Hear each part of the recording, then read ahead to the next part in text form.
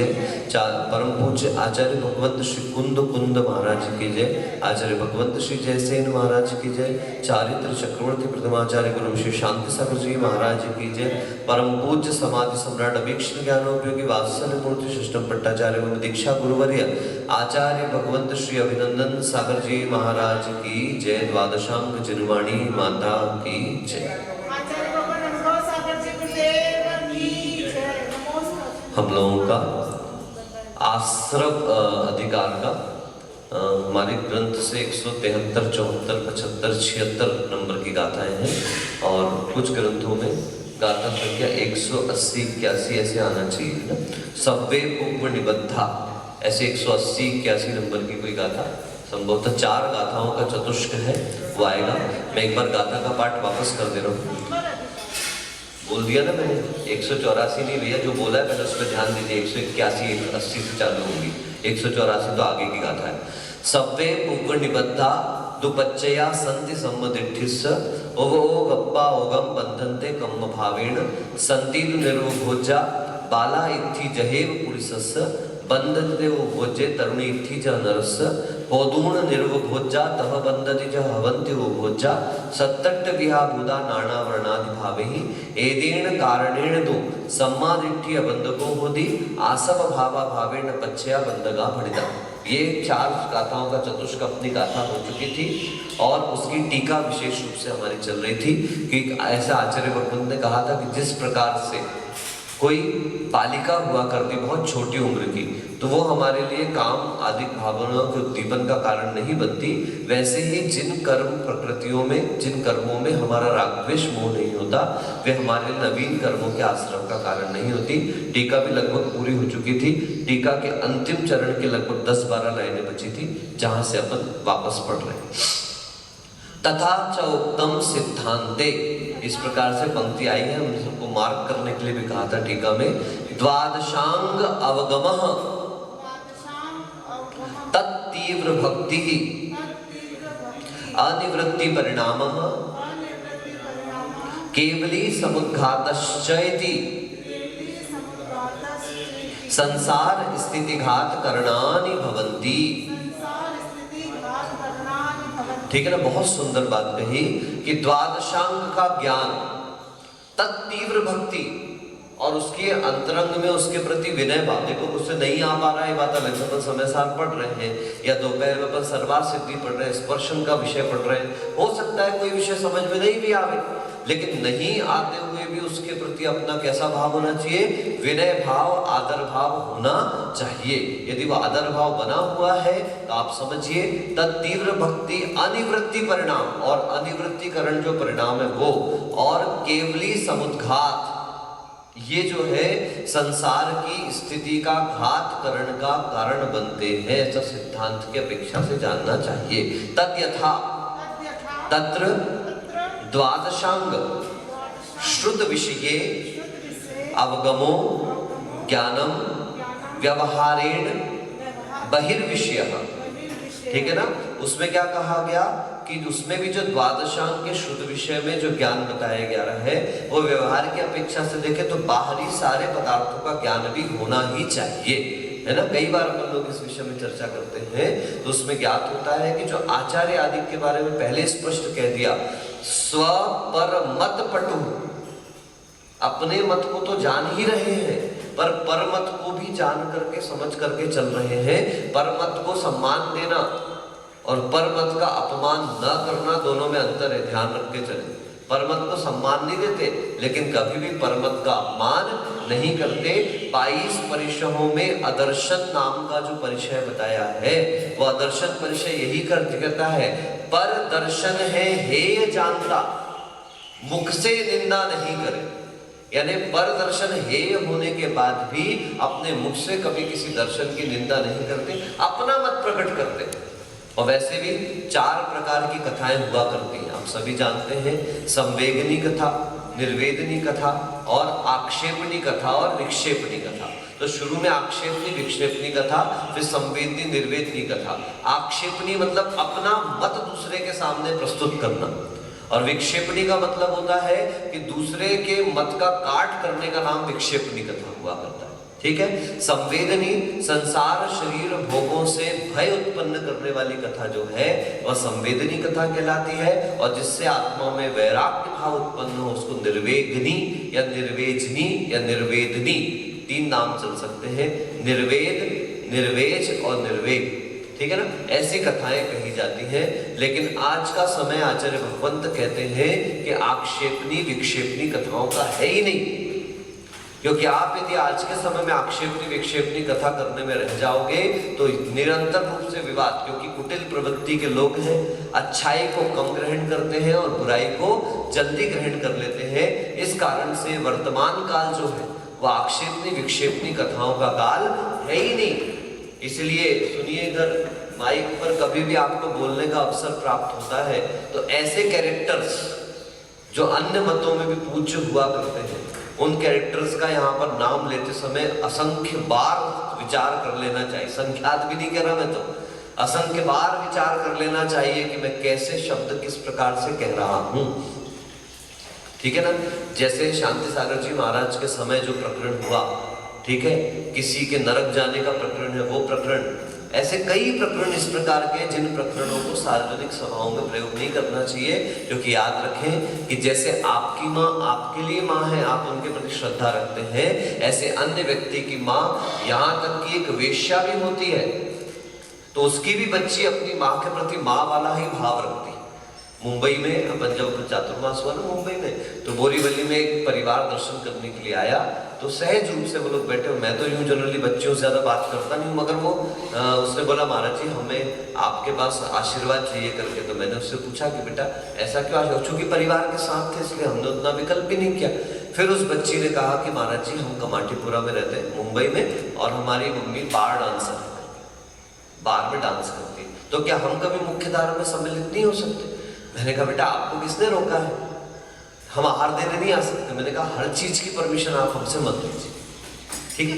एक व्यवस्था होती है, एक सिस्टम होता है, उस सिस्टम के अंदर आप रह करके चलिए करके, उस सिस्टम से बाहर जाने की आप कोशिश मत करिए। जब आपके परिवार ने, आपकी माँ ने वो राह चुनी है तो फिर उनको फिर उस मर्यादा के अनुसार ही रह करके चलना चाहिए। उन्हें फिर दूसरी जगह पैर डालने की कोशिश नहीं करनी चाहिए। बहुत सरलता से समझाया तो वो उस बात को नहीं, तो उनके मन में क्या था, इसमें हमारी क्या गलती। अब ऐसे ऐसे प्रकरण अपन लोगों के सामने आते, उस समय बहुत सामने वाले के मन का उसका भी सम्मान नहीं, क्योंकि उनकी वास्तविकता में उसकी क्या गलती। यदि वो इस प्रकार से जन्म ली है तो उसमें उसका कर्म का तो फल है ही है, लेकिन वर्तमान में उसका ऐसा कोई दोष नहीं कि जिस कारण अपन उसको। लेकिन इसका मतलब क्या आहार की परमिशन दे देवे, इसका मतलब क्या हम दीक्षा के लिए तैयार कर देवे, नहीं। देख समझ करके आपको रूप जाति शुद्ध ये सब चीजें जो कही गई है, यहाँ रूप शुद्धि तक के बता दी। कोई अमनोज्ञ हो तो उसको दीक्षा मत देना, ऐसा तक के यहाँ पर अपने सामने प्रस्तुत। जब अमनोज्ञ को कह रहे हैं तो फिर निम्न जाति निम्न कुल आदि के लिए इस प्रकार का प्रावधान नहीं बना करता, ठीक है ना। तो यहाँ पर क्या कहा जा रहा है कि बहिर्विषयों का ज्ञान भी आवश्यक है, क्योंकि उन विषयों को जानने के बाद हम अपने तत्व का मूल्य समझते। नेमी भैया वो आज दादी आ गई है, उनको कल आने का बिल्कुल यहाँ बंद करवाई है।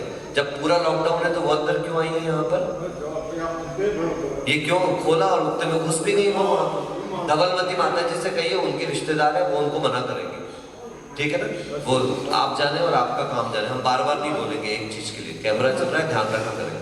तद यथा निश्चयेन्तु, नहीं गलत हो गया, निश्चयेन्तु वीतराग स्वसंवेदन लक्षणम चेति, ठीक है ना। और निश्चय नय से तो वीतराग स्वसंवेदन लक्षण है जिसका ऐसे ज्ञान को धारण करता है, यानी अब वहां पर ज्ञान की प्रवृत्ति नहीं है, वह निवृत्ति रूप ज्ञान जो हुआ करता है उसकी चर्चा। भक्ति ही पुनः सम्यक्त्वं मन्यते। लोग यहाँ तो महाराज जी नोट करने लायक चीज, जैसे महाराज जी ने बहुत अच्छा पेंसिल से कर लो, टिक कर लो उसको, कि क्या कहा उन्होंने कि भक्ति को ही सम्यक्त्व कह रहे हैं। क्यों? क्योंकि मैंने आपको सर्वार्थ सिद्धि में याद होगा ध्यान दिलाया था, सर्वार्थ सिद्धि में पूज्यपाद महाराज ने 25 क्रियाओं में सम्यक्त्व क्रिया लिखी है भैया, है ना। उस सम्यक्त्व क्रिया की परिभाषा जब उन्होंने नीचे लिखी तो क्या लिखा, चैत्य गुरु प्रवचन पूजादि लक्षणा सम्यक्त्व वर्धिनी सम्यक्त्व क्रिया।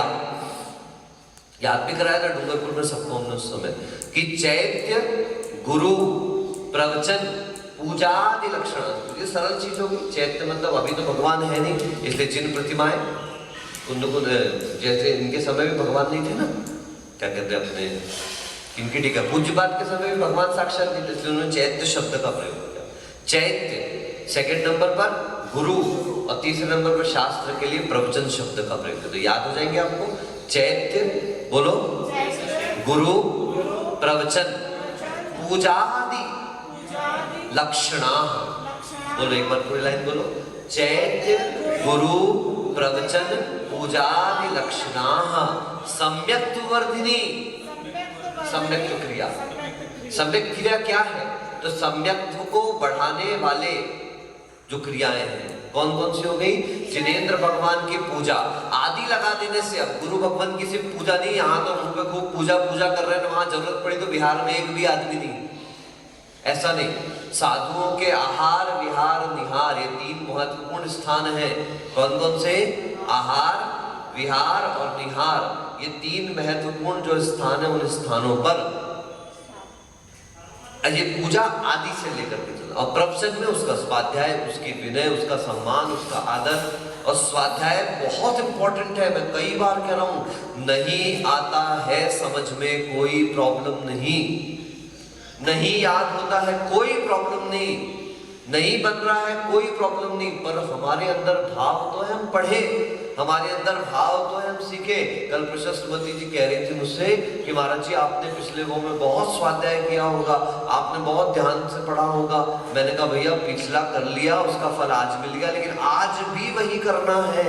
कहीं ऐसा ना हो जाए कि पापानुबंधी पुण्य हो जाए। क्या हो जाए? पुण्यानुबंधी पुण्य बनाना है अपन को। कैसा पुण्य बनाना है? ये जिस पिछले पुण्य के उदय से आज हम सब ने इस रूप को धारण किया है, हम सब ने इस जिनेंद्र भगवान के लिंग को, किसी ने साक्षात, किसी ने परंपरा लिंग को धारण किया हुआ है। इतना धारण करने के बाद अब संक्लेश परिणाम कभी भी नहीं हो। और जो अपने पास आए उस व्यक्ति के मन में इतना वैराग्य भर दो, वो दीक्षा ले पाए ना ले पाए, लेकिन उसको इस बात का एहसास हो जाए कि मैं घर पे रहकर गलती कर रहा हूं, बस अब मुझे दीक्षा का भाव बनाना चाहिए।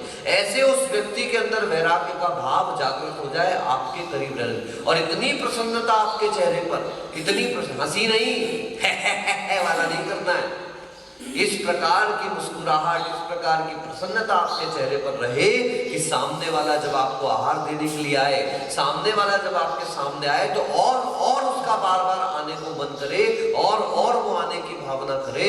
ये ध्यान रखे, पंचम काल है, निरंतर परिणाम क्या होते चले जा रहे हैं? हीन होते चले जा रहे हैं। साधुओं के बस नहीं, गृहस्थों के और ज्यादा हीन होते चले जा रहे हैं। आप उनसे 4 कदम पीछे करते तो आपसे 40। ये पहला वाला समय नहीं है कि तुम ऐसे लात से दुत्कारा तो वो तुम्हारे पैर पकड़ के खड़े होते थे। आज का समय है, तुम लात मारोगे ना तो उल्टा वो कहीं ना कहीं से तुमको दुलत्ती मारने के लिए पीछे खड़े हो जाएंगे। आप लत्ती मारोगे, वो दुलत्ती मारेंगे। क्या बोला? आप लात मारोगे, वो दुलत्ती माने 2 लात मारेंगे। ध्यान रख करके चल रही, हम देख चुके हैं, क्योंकि दौलत का घमंड बहुत हो चुका है। अभी हम 2-3 बार ये अनुभव ले लिया ना अपन ने। डूंगरपुर में कई बाहर के दर्शनार्थी आए थे तो उनको नीचे मना किया गया कि आचार्य महाराज जी का स्वास्थ्य अनुकूल नहीं है, साथ में छोटे महाराज जी, हम दोनों छत, कोई कमरे ही नहीं थे बाहर रखने के लिए, तो हम लोग छत के एक ऐसे स्टोर ढूंढा तो वहां विश्राम के लिए चले गए कि सामायिक करके। बुखार तेज था तो 10-15 मिनट विश्राम किया। छोटे महाराज जी को भी बुखार था, ये कुंवार का महीना था, भैया नहीं, जो भैया जी के घर की वेदी प्रतिष्ठा का कार्यक्रम था, हाँ, तो उस दिन हम लोग तो भैया के आगे नीचे, भैया लोगों को पूजा में ध्यान नहीं रहा, तो भी कोई चल रहा था, उन्होंने कहा भी कि ऊपर मत जाइए, अभी आचार्य महाराज जी का समय नहीं है, भी मत जाइए बाबा। और 1 बजा था, 1:45 बजा होगा। हम लोग 1:45 बजे तो भैया की मूर्ति की स्थापना का समय था 2 बजे का, तो हम लोग ऊपर चले गए। अब वो व्यक्ति धीरे धीरे आने लगे तो मुझे आहट हुई, तो छोटे महाराज ने कहा था महाराज मेरा बहुत सिर दर्द कर रहा है और मुझे लेटना है, तो मैंने उनके ऊपर चटाई डाली। और हम लोग जनरली कभी किसी के सामने चटाई वगैरह का वैसे भी नहीं करते सामान्यतः तो, लेकिन कोशिश यही करते कि गृहस्थ की धारणा बहुत खराब होती है, वो अच्छी चीजें ज्यादा गिनता नहीं है, वो कमियों को 4 साधु बताएगा। मेरे पास बैठा है तो पुलक सागर जी की बताएगा, पुलक सागर जी के पास जाके बैठेगा तो मेरी बताएगा, यहाँ विभव साई के पास जाके बैठेगा, देख लेगा कि विभव सागर जी मेरे से अच्छे मित्र हैं। तो व्यवसायी के सामने जाके मेरी तारीफ करेगा, और जरा सा भी उसको एक बात लग गई कि अरे यार इन लोगों के बीच में उतनी अच्छी बनती नहीं, बस वो तुरंत हमारे नेगेटिव, वो अपनी जगह बनाने के लिए हम लोगों के बीच में दरार खड़ी करना प्रारंभ कर देता है। अब मना किया, मैं उठा, मेरा भले मेरे शिष्य भी इतना, तो अपन को भी ध्यान रखना कि तबियत ठीक नहीं, तो हमने उनको कहा भैया आप ऊपर कैसे आ गए, आप जाइए नीचे। बड़े प्यार से मैंने उनको एक बार बोल दिया, वो धीरे से नीचे उतरे, ऊपर से 3 महिलाओं को और लेके आए, एक जेंट्स भी थे। अब 5 के 5 लोग ऊपर आए, और मैंने फिर कहा, मैंने कहा आप लोगों को समझ में नहीं आता आप लोग ऊपर कैसे आ गए। अब वो जानते हैं कि मैं ही हूँ आचार्य है, और मैं उनसे बोल रहा हूँ कि आप ऊपर कैसे आ गए। बोले आप लोगों को तमीज नहीं है साधु बन के बात करने की। ये शब्द थे उनके इस तरीके से। मेरा आपको बहुत तमीज है साधु से बात करने की। एक तो अनियमित काल में ऊपर दर्शन करने के लिए आप आए, अनिश्चित स्थान पे आप दर्शन करने के लिए आए, आपको आगे पीछे की कुछ स्थिति पता नहीं। उस तरह जवाहरलाल उद्यम में छोटे महाराज जी की दिन खुल गई, तो उनको बहुत बुरा लगा कि आचार्य को ऐसा कैसे कह दिया। तो उन्होंने तुरंत आप नीचे उतरिए यहाँ से, बोले तेरा घर है क्या, ऐसे जवाब देने लगे। तो आजकल श्रावकों का कोई भरोसा नहीं, उनको साधु की कोई वैल्यू रह ही नहीं गई। मतलब दर्शन भी करने आए हैं तो ऐसा लगता है कि दर्शन करने आए कि प्रदर्शन करने आए, ये भी नहीं पता चलता। फिर नीचे नीचे जाके कितना कितना मतलब उनके ऊल जरूर उनका पकना चालू हो गया। फिर यहाँ से, जो कि बॉम्बे रहने वाले व्यक्ति थे, इसी एरिया के हैं और बॉम्बे में रहते, बॉम्बे जा करके जिस समाज वाले से मिले तो उससे कह रहे, अरे वो कोई साधु है क्या, अरे वो कोई साधु, भैया हम साधु नहीं, तुम ही साधु बन जाते, चलो हम साधु नहीं तुम ही साधु बन जाते। तो आज अपने कमरे में भी चैन से बैठने के लिए अपन को विवाद देखना पड़ रहा है। मतलब ये स्थिति, मतलब अपन साधु नहीं हो गए, म्युनिसिपैलिटी का गार्डन हो गए कि जिसका जब मन पड़े आए घंटी बजाए और चले जाए, जिसका जब मन पड़े तो आए घूमे फिरे चले। ऐसा नहीं, साधुओं के स्थान की भी मर्यादा श्रावकों को रखनी चाहिए। उनको भी तो ध्यान, अध्ययन और विश्राम, सभी विश्राम का मतलब कभी भी सोने से मत लेकर के चलना। विश्राम शब्द का अर्थ ये भी होता है कि साधु को एकांत दिया जाए, साधु को उसको भी तो उसके कुछ कार्य करना है। हर समय नहीं 24 घंटे। महाराज जी हमने देखा ना, अपने बड़े महाराज जी सीधे सरल पड़ जाते थे तो आदमी 10 बजे भी दर्शन करने घुस जाते थे। आज तो सीधे कुछ कहते नहीं थे, बेचारे सीधे आते तो अपना बैठे रहते थे, तो जिसका जब मन पड़ा तब चले आते थे। लेकिन हम लोगों को इस बात की वैल्यू समझ में आई कि आचार्य महाराज की सरलता, चलो वो तो निकाल गए, पर इतनी सरलता भी अच्छी नहीं कि श्रावकों को हर समय यहाँ पर आने दिया जाए। क्योंकि फिर आपका खुद का अध्ययन का क्या समय है, आप खुद का चिंतन कब करोगे। साधुओं को इसलिए कहा भैया कम से कम 12 बजे एक बार जो सामयिक बैठते हैं तब से लेकर के 3 बजे तक तो मौन का संकल्प ही रखना चाहिए। दुनिया उतर करके आ जाए धरती पर, लेकिन 3 बजे तक तो कम से कम अपने मौन का समय, एकांत का समय बना करके रखना चाहिए। अरे गुरुजी जब नहीं निकल करके आए तो तुम कैसे बाहर आके बैठ गए। गुरुजी किसी से बात नहीं कर रहे 3 बजे तक, तो आप किसी से कैसे बात करें। आपके पास इतना काम है। यदि आप देखना चाहें, जैन आगम, जैन सिद्धांत, जैन पुराण इतने भरे पड़े हुए हैं। आप पुराण ग्रंथों का अध्ययन करिए, सिद्धांत समझ में नहीं आता तो कर्णान योग समझ में नहीं आता, द्रव्यान योग, अरे प्रथमान योग किसको समझ में नहीं आता। कहानी कथाएं तो सबको समझ में आती है और शास्त्र भरे पड़े हुए हैं। आचार्य विमल सागर जी जैसे तत्वज्ञानी साधु पद्म पुराण का स्वाध्याय 108 बार उन्होंने किया।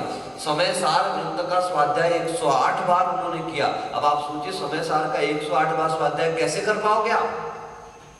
हिंदी तो लिखी ना सब में, आप पढ़ते रहिए, पढ़ते रहिए, कहीं तो कोई बात हमारे मन मस्तिष्क को प्रभावित करेगी। और करे ना करे, पाप क्रियाओं से, लोगों के परिचय से, लौकिक संबंधों से, और यथवा तथवा जो अपना दिमाग लगता रहता है, इसको देखते उसको देखते, इधर लगता उधर लगता, उससे कम से कम हमारा दिमाग एक स्थान पर स्थिर तो अवश्य होता है। व्यवहारेण सराग सम्यक दृष्टिनाम पंच परमेष्टि आराधना रूपा। व्यवहार से सराग सम्यक दृष्टियों का पंच परमेष्टि की आराधना रूप ही सम्यक और भक्ति कही गई है। निश्चयेन वीतराग सम्यक दृष्टि नाम शुद्धात्म तत्व भावना रूपा चेति। निश्चय नहीं की अपेक्षा से देखें तो वीतराग सम्यक दृष्टियों का शुद्ध आत्म तत्व की भावना रूप जो है वह ही भक्ति है। यानी कि जब अपन लोग सामायिक करने के लिए बैठते हैं ना, तो उस समय अपन क्या करते हैं, सर्वप्रथम तो अपन ने दिग्वंदना करी, दिग्वंदना करने के बाद चैत्य भक्ति, पंचगुरु भक्ति, समय अपने पास अच्छा है, अच्छी व्यवस्था है तो अपन शांति समाधि भक्ति पढ़ते हैं, नहीं तो चैत्य भक्ति, पंचगुरु भक्ति करके और फिर ध्यान के लिए अपन बैठते हैं। सर्वप्रथम तो ये पंच परमेष्ठी की अपन ने भक्ति रूप करी, एक भूमिका तैयार करी। बाहरी वातावरण से स्वयं को निज तक लाने के लिए पहले बीच में पंच परमेष्ठी का अपने स्मरण कर लिया और वो स्मरण करके उसके बाद ध्यान के क्षेत्र में उतरते चले गए और वो ध्यान के जो चिंतन आदि के विषय, जैसे अभी अपन शाम को ध्यान करते थे, उसके माध्यम से अपन आत्म तत्व की भावना करना प्रारंभ करते हैं। इस प्रकार से यह जो आत्म तत्व की वही भावना जो है वो निश्चय नए की अपेक्षा से वही भक्ति कहलाती है। ये पर भक्ति भी निश्चय नए की भावना से पर तत्व की भक्ति है। आप ध्यान रखें, एक आत्म चतुष्टय होता है और एक पर चतुष्टय होता है। क्या क्या होता है बोलिए? भगवान का जो चतुष्टय वो हमारे लिए पर चतुष्टय है और अपना सम्यक दर्शन ज्ञान जो है वह हमारा आत्म चतुष्टय है। पर चतुष्टय हमारे लिए निमित्त मात्र है, किंतु हमारे लिए उपादेय क्या है? आत्म चतुष्टय। अब आत्म चतुष्टय के लिए पर चतुष्टय का सहारा लिया है। अब तुम पर चतुष्टय कोई सब कुछ मान करके बैठ जाओ तो नहीं, पर चतुष्टय माध्यम है। जैसे आपको कई बार बताया कि सीढ़ी, भक्ति जो है वो सीढ़ी के समान है। भक्ति हमारा लक्ष्य और उद्देश्य नहीं है।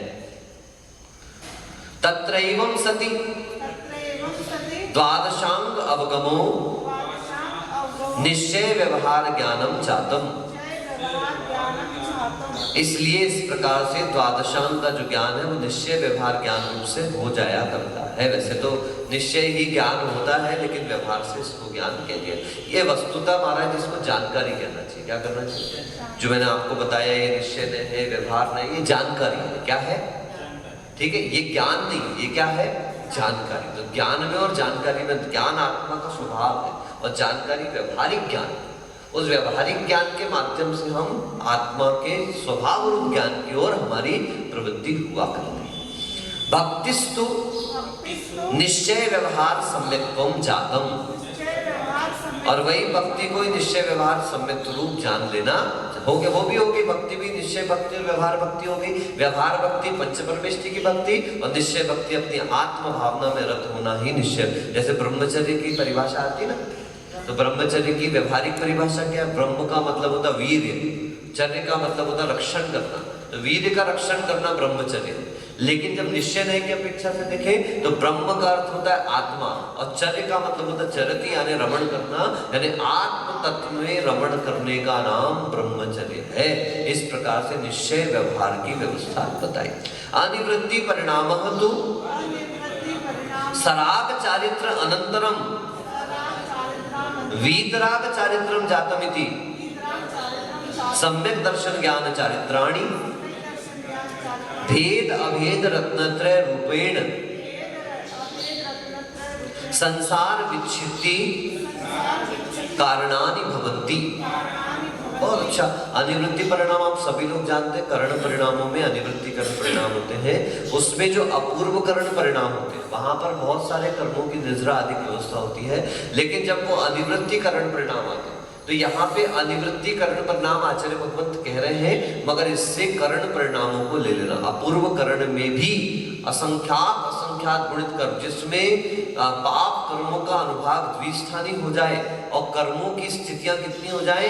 अंतः कोड़ा कोड़ी कितनी हो जाती है? एक कोड़ा कोड़ी के अंदर आ जाए, इसके बिना सम्यक नहीं हो सकता महाराज। ठीक है ना? पाप कर्मों की स्थितियां कितनी होना चाहिए? अंतः कोड़ा कोड़ी होंगी तभी सम्यक तो होने वाला है।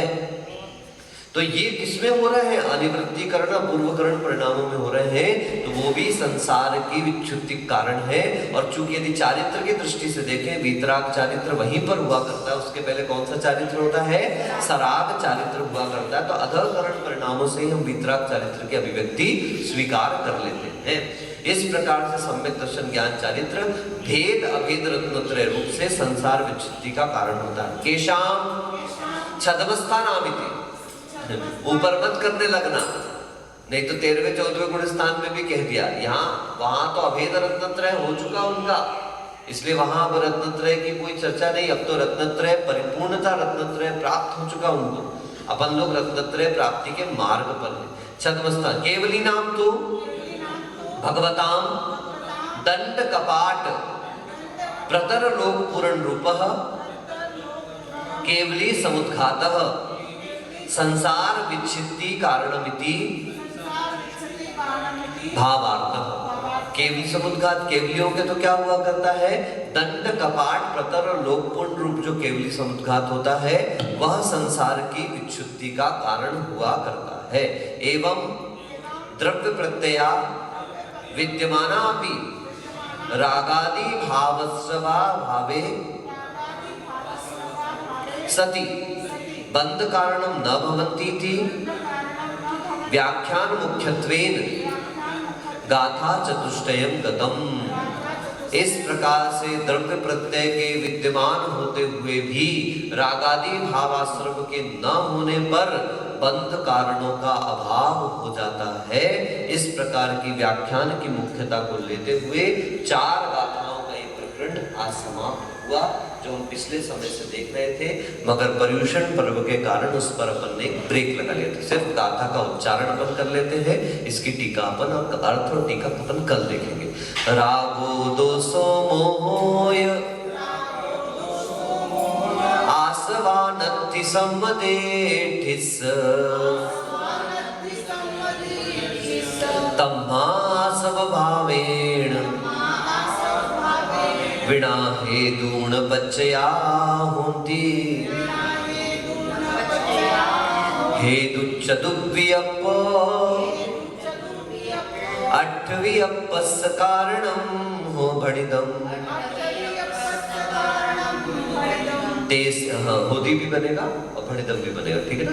तेसिम्पिय रागादि तेसिम भावेन पठ्यन्ति न तेसिम भावेन बच्चन्ति। एक्चुअली क्या है ना, तेसी मभावे बोलना, ठीक है ना। तेसी मभावेन बच्चन्ति, आप ठीक है। तेसिम भावे बोलने से ऐसा हो जाए तेसिम भावे, अपन को निकालना तेसिम अभावे, ठीक है। इस प्रकार से गाथा का सामान्य अर्थ है कि राग द्वेष मोह जो है ये आश्रव सम्मित दृष्टि के नहीं हुआ करते, इसलिए आश्रव भाव के बिना प्रत्यय भी नहीं होते, ठीक है ना। और चारों प्रकार के जो है वो प्रत्यय जो है वो 8 प्रकार के कारणों से सहित हुआ करते हैं। इसलिए राग आदि के अभाव के कारण वहां पर उन 8 प्रकार के कारणों कर्मों का बंध नहीं हुआ करता है। ये बार बार अपन वही पढ़ते चले जा रहे, बार बार आपके सामने इसलिए प्रस्तुत किया जा रहा है कि आपकी पक्की धारणा बन जाए कि आपको इन चारों प्रत्ययों से बचना है। विच्छत्तम अविरणम कसाय जोगा, प्रमाद कषाय और उपचार इसलिए कह रहे हैं कि प्रमाद दूसरी जगह गर्भित होता है, परंतु तत्वा सूत्र में 5 प्रत्यय गए हैं, मिथ्यात्व अविरति प्रमाद कषाय और योग। यहाँ आचार्य भगवान ने प्रमाद को कषाय आदि में गर्भित कर लिया है, ठीक है ना। इस कारण से यहाँ पर प्रमाद को अलग से नहीं लिए गए हैं। इस प्रकार आपके आश्रम अधिकार की ये 2 गाथाओं का कल अपन अर्थ देखेंगे। यह बहुत सुंदर प्रकरण हमारे सामने है आश्रम अधिकार का। 4 गाथाओं के साथ ये प्रकरण पूरा समाप्त हो जाएगा। चलिए, नमोस्तुत पौराणिक स्वाध्याय निष्ठापन श्रुत भक्ति का आयुष